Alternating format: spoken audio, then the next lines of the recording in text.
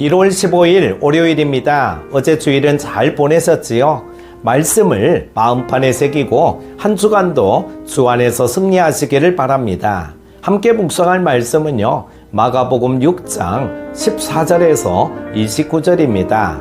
이에 예수의 이름이 드러난지라 헤롯 왕이 듣고 이르되 이는 세례 요한이 죽은 자 가운데서 살아났도다. 그러므로 이런 능력이 그 속에서 일어나느니라 하고, 어떤 이는 그가 엘리야라 하고, 또 어떤 이는 그가 선지자니 옛 선지자 중에 하나와 같다 하되, 헤롯은 듣고 이르되 내가 목벤 요한 그가 살아났다 하더라.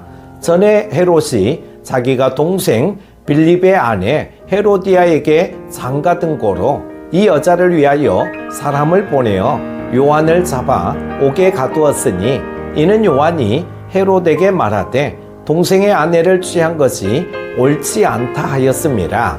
헤로디아가 요한을 원수로 여겨 죽이고자 하였으되 하지 못한 것은 헤롯이 요한을 의롭고 거룩한 사람으로 알고 두려워하여 보호하며 또 그의 말을 들을 때에 크게 번민을 하면서도 달갑게 들음이러라. 마침 기회가 좋은 날이 왔으니 곧 헤롯이 자기 생일에 대신들과 천부장들과 갈릴리의 귀인들로 더불어 잔치할세 헤로디아의 딸이 친히 들어와 춤을 추어 헤롯과 그와 함께 앉은 자들을 기쁘게 한지라. 왕이 그 소녀에게 이르되 무엇이든지 내가 원하는 것을 내게 구하라 내가 주리라 하고, 또 맹세하기를 무엇이든지 내가 내게 구하면 내 나라의 절반까지라도 주리라 하거늘, 그가 나가서 그 어머니에게 말하되 내가 무엇을 구하리이까? 그 어머니가 이르되 세례 요한의 머리를 구하라 하니, 그가 곧 왕에게 급히 들어가 구하여 이르되 세례 요한의 머리를 소반에 얹어 곧 내게 주기를 원하옵나이다 하니, 왕이 심히 근심하나 자기가 맹세한 것과 그 앉은 자들로 인하여 그를 거절할 수 없는지라. 왕이 곧 시병 하나를 보내어 요한의 머리를 가져오라 명하니, 그 사람이 나가 옥에서 요한을 목베어 그 머리를 소반에 얹어다가 소녀에게 주니, 소녀가 이것을 그 어머니에게 주니라. 요한의 제자들이 듣고 와서 시체를 가져다가 장사하니라. 아멘. 세례 요한은 헤롯 안티바스가 동생의 아내 헤로디아를 아내로 취한 일을 공개적으로 책망했습니다. 이 일은 헤롯과 헤로디아에게 매우 불쾌한 일이었습니다. 이로 인해 세례 요한은 결국 죽임을 당하게 되죠. 죄의 길에서 돌이키지 않는 자가 더 큰 죄악의 길로 가는 모습입니다.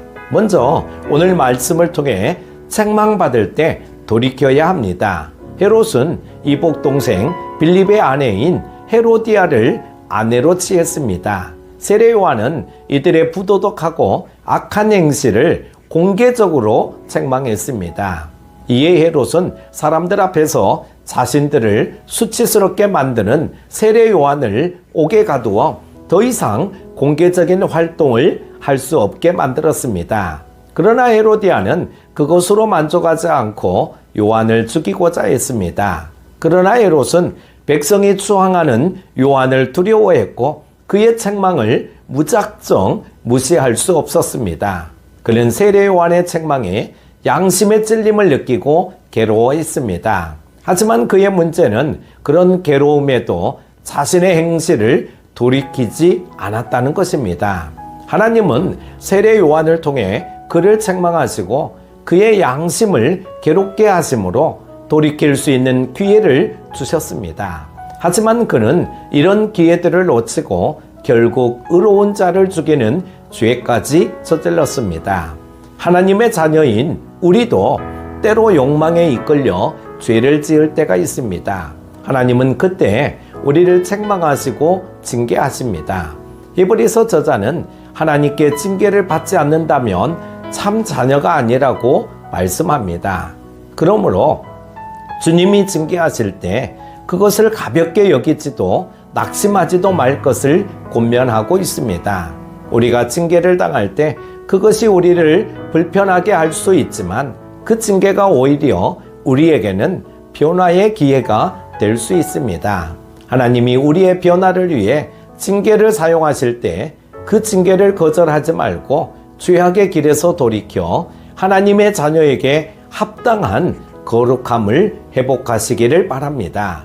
두 번째는 체면 치레에서 벗어나야 합니다. 사람들은 일반적으로 체면을 세우는데 관심을 보입니다. 체면 때문에 부끄러운 일들을 피하려고 합니다.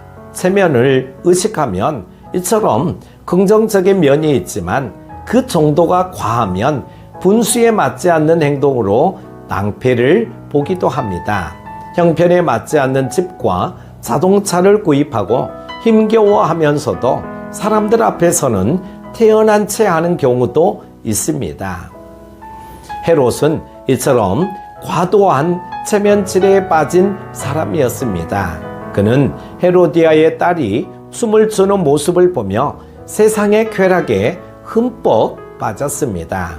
그는 자기 기분에 겨워 사람들 앞에서 그녀가 부탁하는 일이라면 나라의 절반이라도 주겠다고 약속을 하고 맙니다. 헤로디아의 딸이 세례 요한의 목을 요구하자 그제야 자신이 엄청난 실언을 했다는 것을 깨닫게 되었습니다. 하지만 그는 사람들 앞에서 자기의 체면을 세우기 위해 잘못된 일인 줄 알면서도 요한을 참수하기에 이릅니다.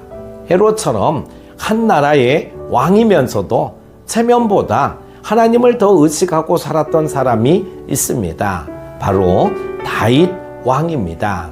그는 나단 선지자의 책망을 듣고 그를 바라보는 신하들의 눈을 의식하지 않고 선지자 앞에 엎드렸습니다. 그에게는 체면보다 하나님의 말씀이 더 중요했기 때문입니다. 하나님의 말씀에 순종하기 위해 우리의 자존심과 체면을 내려놓아야 할 순간이 있습니다. 자존심과 체면이 무너지더라도 오직 하나님의 말씀을 따르는 것이 복된 길임을 결코 잊지 마시기를 바랍니다. 사랑하는 큐티 가족 여러분, 헤롯은 세례 요한이 의인인 줄 알면서도 죽였습니다. 그는 세례 요한을 통해 책망하시는 하나님의 말씀을 듣고도 돌이키지 않음으로써 용서받을 기회를 놓쳤을 뿐 아니라 사람들 앞에서 체면을 세우느라 세례 요한을 죽이고 말았습니다. 사람을 의식하면 어리석은 선택을 하게 된다는 것이죠. 부끄러움을 당하더라도 하나님의 말씀에 순종하는 것이 올바른 길입니다. 한 주간도 여러분, 주님과 동행하시는 여러분 다 되실 수 있기를 주님의 이름으로 축복합니다. 기도합니다. 은혜가 풍성하신 하나님 아버지, 어제 주일도 잘 보내게 하여 주시고 세상 가운데서 새롭게 말씀 붙들고 나아가게 하심을 감사드립니다. 체면보다는 하나님의 말씀을 소중히 여기며 말씀 중심의 삶을 살아가게 하여 주옵소서. 앞세우기보다는 다윗 왕의 모습이 우리의 모습이 되게 하여 자존심을 주옵소서. 한 주간 동안도 급한 일 생기지 않도록 인도하여 주시고 주 안에서 승리케 하여 주실 주님을 찬양하며 예수님의 이름으로 기도드립니다. 아멘.